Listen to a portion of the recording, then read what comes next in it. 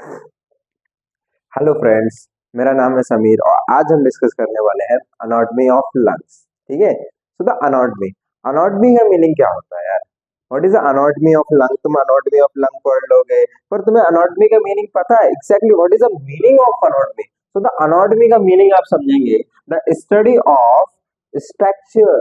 हम किसी भी स्ट्रक्चर की स्टडी करते हैं सर, जैसे एज अ ह्यूमन हो या कोई भी लिविंग ऑर्गेनिज्म हो, हम उसकी स्टडी करेंगे तो हम बोलेंगे sir live all living organism it is tell about our part. देखो, ह्यूमन के पार्ट के बारे में आप पढ़ रहे हो, ऑल लिविंग ऑर्गेनिज्म के आप किसी के भी पार्ट के बारे में पढ़ रहे हो, वो कहाँ पे सिचुएटेड है, कहाँ पे उसका अरेंजमेंट है, वो किस टाइप का स्ट्रक्चर है, इन सबको बोला जाता है अनाटॉमी। सो एक बार हमने जो डेफिनेशन लिखी है, तो anatomy is anatomy is a study of human और body and all living organism. ये हमें क्या बताता है? जो मैंने अभी आपको बताया कि सर ये आपको स्ट्रक्चर के बारे में बताएगा और बताएगा आपको किसके बारे में, आप कहा उसका अरेंजमेंट क्या है। ठीक है, तो अनाटॉमी आपको क्लियर हुआ।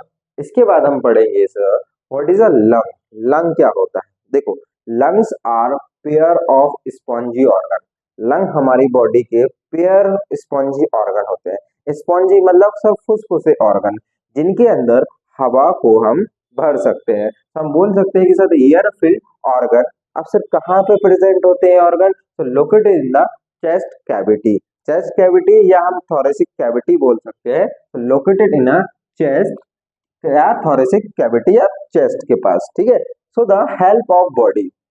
अब इनका काम क्या होता है? इनका काम होता है कि सर ये रेस्पिरेशन के थ्रू ऑक्सीजन को इनटेक करेंगे एंड CO2 को आउट करेंगे। तो हम बोल सकते हैं सर कि एक्सचेंज ऑफ गैसेस इनका वर्क है so the taking in oxygen and remove carbon dioxide during the breathing. एक इनका काम होता है जो हमें पढ़ना है। ठीक है सर। इसके बाद आपने पढ़ा होगा कि सर हम किसी भी स्ट्रक्चर को देखते हैं, सो उसके फीचर्स क्या क्या होते हैं, वो दिखता कैसा कैसा है। तो हम इसको पढ़ेंगे सर कि each lung is conical in shape. कि लंग्स कैसा होता है सर? कॉनिकल होता है। ठीक है सर। इसका सर बेटा अब ये डिवाइड है बहुत सारी कैटेगरीज में। चलो पहले समझते हैं। पहला आता है एपिक्स, दूसरा आता है बेस। सर एपिक्स और बेस, तो एपिक्स इसका थोड़ा सा चपटा होगा। जैसे कि मैं यहाँ पे आऊँ तो एपिक्स इज अ ब्लड, और सर ये कहाँ पे प्रेजेंट होगा? हमारे थोरेसिक कैविटी में है।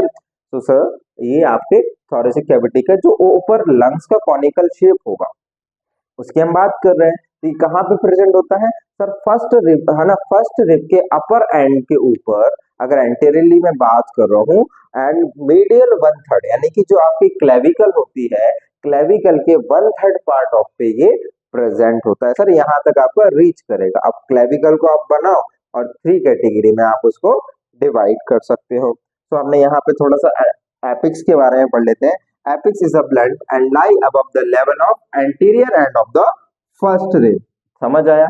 एंड सेकंड आपने बोला कि सर मीडियन, ये अप्रोक्सीमेटली कवर होती है तो it reach nearly 2.5 centimetre above the medial 1/3 of the clavicle. यानी मिडिल पार्ट का भी 1/3 पार्ट के जो इतने नीचे है ना, इतने पार्ट पे ये प्रेजेंट होती है।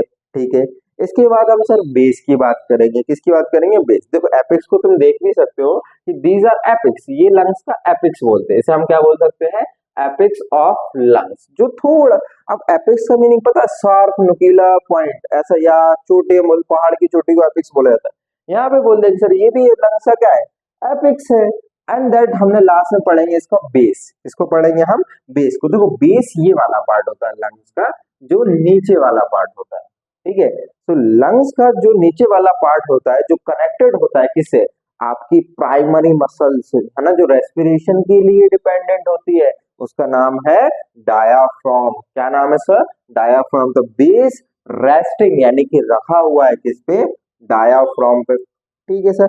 अब बेटा जब हम देखेंगे कि सर इनके कुछ क्राइटेरिया भी होंगे, तो हम एंटीरियरली सरफेस देखेंगे, पोस्टीरियरली अटैचमेंट देखेंगे, एंड हम देखेंगे नेक्स्ट वीडियो में कि सर इसका इंफीरियरली अटैचमेंट किससे है। सो द ये फीचर है, या हम इनके बॉर्डर बोल सकते हैं। जैसे कि एंटीरियर बॉर्डर होता है, पोस्टीरियर बॉर्डर होता है, और बॉर्डर होता है आपका inferior.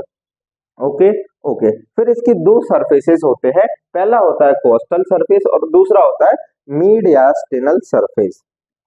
Okay sir, coastal surface क्या होगा, मीडियास्टिनल सरफेस क्या होगा, दोनों बताइए। देखो मैं बेसिक बेसिक बताता हूँ।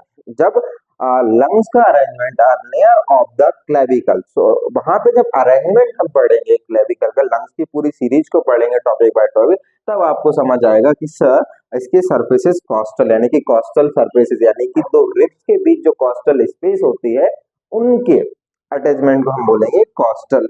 एंड मीडियास्टिनल, जो मीडियास्टिनम के बीच खाली स्पेसेस में लंग्स प्रेजेंट होंगे उनको हम बोलेंगे मीडियास्टिनल सरफेस। तो मीडियास्टिनल सरफेस दो पार्ट में डिवाइड होता है, पहला होगा आपका वर्टिबल और दूसरा होगा मीडियास्टिनल पार्ट। पहला एक किससे अटैचमेंट कराएगा अपने वर्टिबल पार्ट से और दूसरा किससे अटैचमेंट कराएगा मीडियास्टिनल पार्ट से। यहां तक क्लियर? ठीक है। सो द एपिक्स आपने पहले ही समझ लिया कि एपिक्स एक चपटा सा स्ट्रक्चर होता है, और फिर से रिवाइज करा देता हूँ।